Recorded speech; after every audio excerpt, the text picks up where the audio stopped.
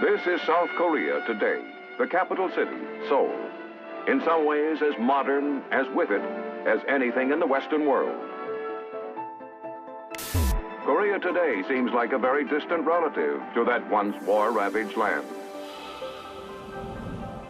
It was a transformation so dramatic that it could only be described as a miracle. When the Korean War ended in 1953, South Korea was impoverished and stagnant.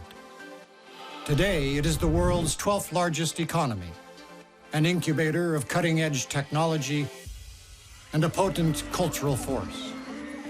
Great Decisions investigates South Korea's rapid development and examines its evolving partnership with the United States. South Korea, next on Great Decisions.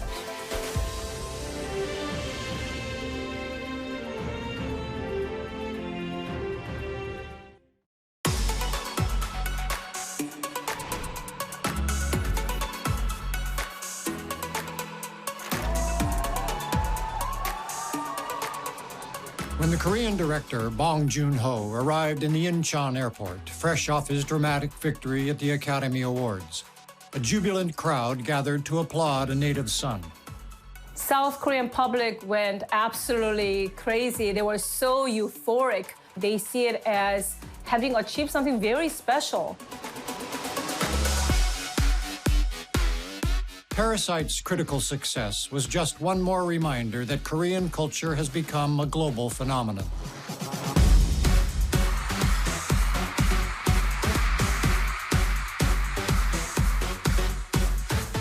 The success of Korean cultural exports has really, I think, changed the way that people around the world think about Korea. And it's also made Korea a very desirable place. Increasingly, as Korean culture gains salience and awareness here in the United States, there's a mutual respect that Koreans are constantly true to their traditional values, but also mixing, matching, creating, and experimenting.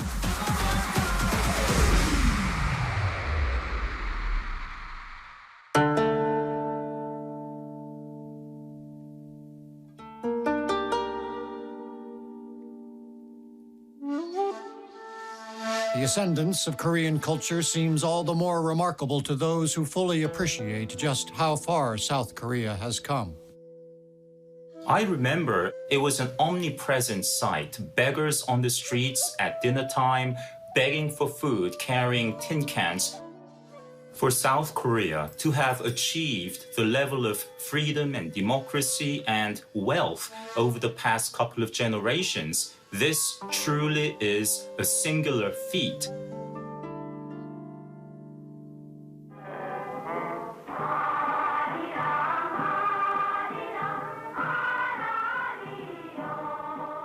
To an American, the free soil of Korea is hallowed ground.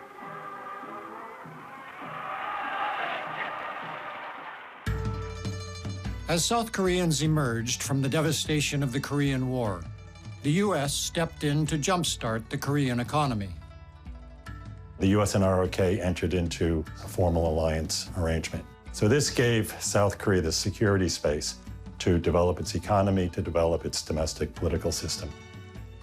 Directly after the Korean War, all the natural resources and industrial factories were located in the north, and South Korea had nothing to rely on but human resources.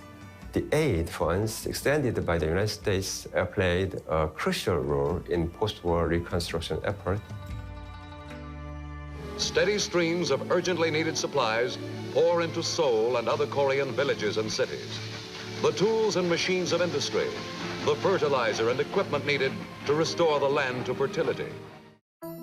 The driving force behind South Korea's modernization was a controversial military dictator named Park Chung-hee. At the height of the Cold War, Park was eager to strengthen his country's bond with the U.S., even when doing so provoked anger at home. South Korea was a key ally of the United States. The United States needed combat troops, and South Korea from 1965 to 1971 sent 300,000 combat troops to Vietnam. Some 3,000 ROK troops debarked from their landing craft as reinforcements for Korean soldiery already active in the war. As the regiment continues to troop ashore, the Koreans fall into formation to march along the main street of Quy Nhon.